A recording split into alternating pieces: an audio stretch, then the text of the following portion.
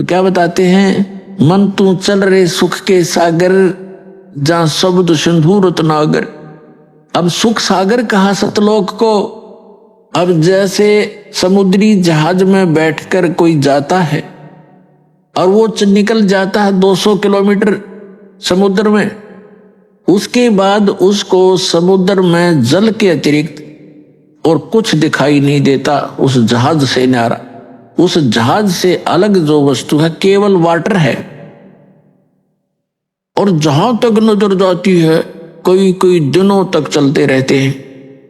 तो कहने का भाव ये है कि सतलोक में वो सुख ऐसे भरा पड़ा है जैसे दूसरी वस्तु नहीं समुद्र के बीच में जाने के बाद आपको दृष्टिगोचर नहीं होती। तो ठीक इसी प्रकार सतलोक में जाने के बाद वो सुख सागर इसलिए कहा है कि वहां कोई दुख नाम की वस्तु नहीं है। तो इसलिए ऐसे स्थान को हमारा विश्वास ना होता कि सचमुच कोई स्थान ऐसा है, क्योंकि हमने सुना नहीं कभी। अब जैसे कोई गांव में रह रहा है, गांव के बाहर और एक झोंपड़ी डाले बैठा है, आसपास के उसके पशु सूअर आदि फिरते रहते हैं, और उसको कोई ये कहे कि तुझे चंडीगढ़ के अंदर एक प्लाट दिलाता हूं, चल तेरे ये नाम फार्म भरवा दूंगा, ऐसी कोई स्कीम है। यदि उसको विश्वास हो तुरंत कहेगा भरवाओ जी, अभी भरवाओ, और फटाफट वहां जा बैठेगा झोपड़ी छोड़ के। तो अब जब हमें वो विश्वास होगा कि वहां ऐसा स्थान है, तो फिर हम इस झोपड़ी न छोड़ांगे, चाहे यहाँ 6 मंजिल की कोठी हो, उस स्थान के सुख के बराबर या वह झोपड़ी है जो बाहर जहां सूअर घूमते रहते हैं। लेकिन हमने अब यही उत्तम है, कोई विकल्प नहीं। और ये झोपड़ी जो है कितनी बड़ी कोठी है, कल मृत्यु हो जाएगी, सत साधना नहीं की तो कुछ दिनों के बाद वहीं गधा बनकर कुत्ता बनकर कुट्ठी के बाहर ही घूम रहा होगा, उसमें प्रवेश करने के लिए उसको अलाउड नहीं होगा।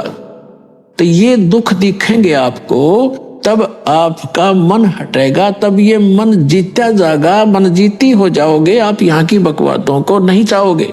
अब इस ज्ञान के माध्यम से आपको पता चलेगा, यदि आज हम किसी का धन चोरी करते हैं, रिश्वत लेते हैं, तो आगे आपको आने वाले जन्मों में उसका प्रतिफल देना पड़ेगा। कोई भैंस बनकर देगा, कोई कुत्ता गधा बैल बनकर, कुत्ता रखवाली करेगा, बैल बनकर उसके खेतों में जोतेगा, कोई भैंस बनकर गाय बनकर, वो वापस करने पड़ेंगे, कोई गधा बनकर, कोई ऊंट बनकर, घोड़ा बनकर। तो क्यों पंगे में पा दे हम?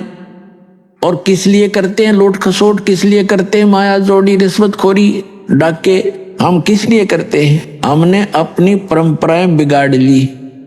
मनुष्य जीवन मिला था केवल भक्ति करने के लिए, और मनुष्य जीवन का मूल काम हम भूल गए। हम यहाँ की परंपराओं को बनाकर इसमें अपनी शान शौकत समझने लग गए।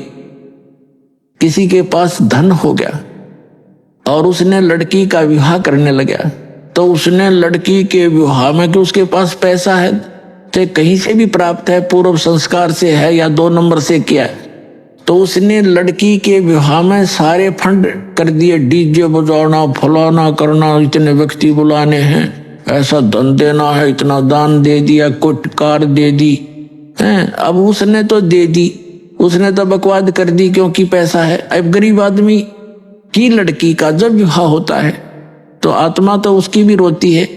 तो पिता भी समझता है कि आज पड़ोस में एक लड़की का विवाह हुआ है, उसको ऐसा वैसा दिया गया है, इतने उसको कपड़े दिए हैं, इतने गहने दिए। तो वो गरीब व्यक्ति अपनी बेटी के मुंह की तरफ देखता है, कहीं इसके मन में ठेस ना पहुंचे बेटी को। तो जितना उसका सामर्थ्य होता है उससे ज्यादा कर्जा वर्जा करके अपनी बेटी को कोशिश करता है वो आइटम पूरे करने की, लेकिन फिर भी उतना नहीं कर पाएगा और नुकसान और कर्जवान भी हो जाएगा। तो ये जो बकवाद हमने शुरू कर रखी है ये खत्म करनी पड़ेंगी।